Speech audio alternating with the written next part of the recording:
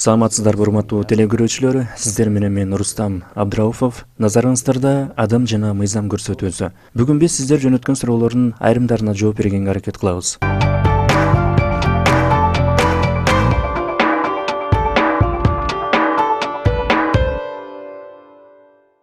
Мен азыр жолдошум менен расмий никеде турам. Бирок расмий никеге чейин өз алдымча там сатып алгам. Мен эми ал тамды башка райондогу бирөөнүн тамына айыры баштайын деп турам. Эми мен жаңы тамды өзүмө каттатып жатканда ага жолдошумду жана өгөй кызымдын ал тамга тиешеси жок кылып каттатып ала аламбы? Кийин кокус жолдошум экөөбүз ажырашып кетсек, ал тамды жолдошум жана өгөй кызым талашпагандай кылып дегендей. Менин буга чейинки көрсөтүүлөрдө нике келишими жана анын артыкчылыктары жөнүндө көп эле жолу айттым.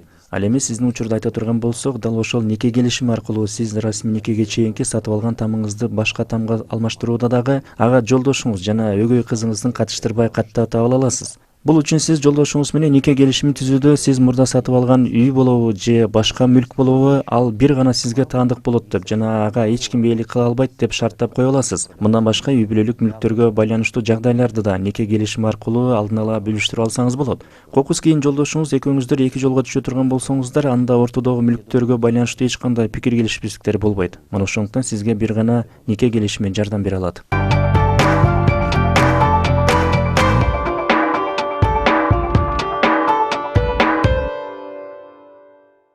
Жакында чоң энеме там сатып бергенбиз. Бирок ал там авариялык абалда экен. Тамдын авариялык абалда болгонун анын ээси жана аны сатууга ортомчу болгон агенттик жашырып айтышпаптыр. Ал тамдын авариялык абалда болгондугун тастыктоочу кагаздар бизде бар. Мындай учурда эмне кылуу керек? Биз эми ал тамды сатып алуудагы келишимди жокко чыгарып, акчабызды кантип кайтарып ала алабыз? Эгер сизге сапатсыз кандайдыр бир мүлктү сатып жиберген болсо, анда сиз керектөөчүлөрдүн укуктарын жөнгө салган мыйзамга ылайык акчаңызды кайтарып ала аласыз. Муну менен мурда түзүлгөн келишимдер да жокко чыгарылат. Ал эми практикалык жагын айта турган болсок, анда бул өтө көп убакытка созулчу сот процесстери менен гана чечилет. Эгер сизге сапатсыз турак жайды сатып жиберген болсо, анда сиз аны сатып алганга чейин эле авариялык абалда экенин тийиштүү кагаздар менен далилдеш керек болот. Буга ылайык сиз мурда түзүлгөн келишимди жокко чыгаруу боюнча сотко кайрыла турган болсоңуз, анда сот келтирилген далилдерди эске алып, сиздин пайдаңызга чечип берет деген ойдомун.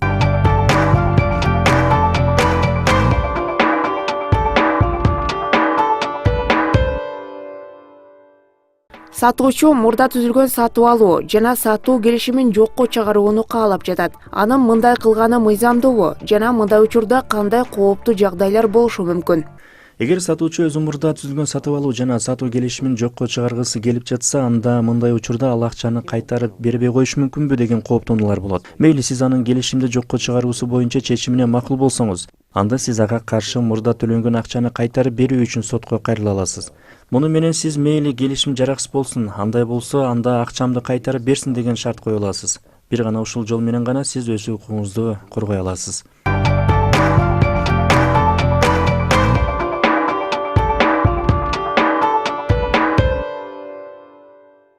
Менин башка бир шаарда турак жайым бар. Ал мага мураска калган. Мен эми аны сатып, өзүм жашаган шаардан ошол эле акчага башка там сатып алайын деп жатам.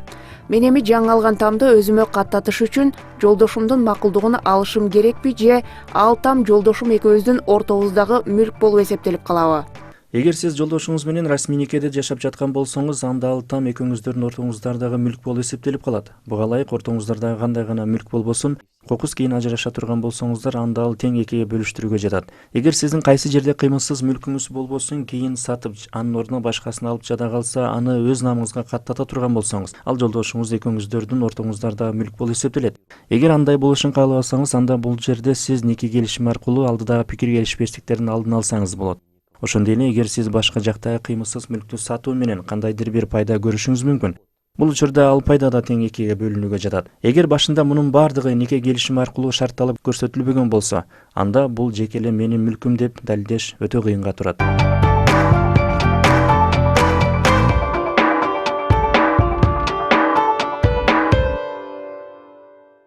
Эгер кимдир бирөөнүн батирин сатып алам деп, бирок кийин андан баш тарта турган болсо, анда ал үчүн алдын ала төлөнгөн шерт пулду кантип кайтарып алууга болот? Кандай гана сатып алуулар болбосун, эгер ал үчүн алдын ала шерт пул төлөнө турган болсо, мунун бардыгы кагаз түрүндө жүргүзүлүп, тараптардын колу менен тастыкталышы керек. Тактап айтканда, эгер сиз бирөөдөн бир нерсе сатып алууда, бул үчүн алгач кандайдыр бир акча берип, кийинчерээк аны толук төлөп сатып алам деп ишеним кат жазып берген болсоңуз, анда бул жерде ким тарабынан келишим бузулуп жатат. Мына ушуга байланыштуу шерт пулду кайтарып алуу жайы каралат. Мисалга, мен бирөөдөн батир сатып алып жатам дейли. Бул үчүн мен башында сатуучуга 100 000 сом шерт пул берип койдум. Эгер сатуучу мага өз убагында батирди сатпай же сатуудан баш тарта турган болсо, мен анда сатуучудан шерт пулду 2 эселеп төлөтүп берүүсүн талап кыла алам. Эгер сатуучу мага шерт пулду кошуп дагы 100 000 сом бербей турган болсо, анда мен сотко кайрылууга акым бар. Бул жерден сатуучунун мага батирди сатпай койгондугун далилдешим керек болот. Ал эми мен 100 000 сом шерт пул берип, кийин ал батирди сатып алуудан баш тарта турган болсом, анда мен ал сатуучудан берген шерт пулду кайтарып бер деп талап кыла албайм. Шерт пул сатуучуда калат. Анткени мен бул жерде келишимди бузуп, сатып алам деген убадама турбай жатам да. Демек, сатып алуучу тарабынан келишим бузула турган болсо, анда башына төлөнгөн шерт пул ага төлөнүп берилбейт.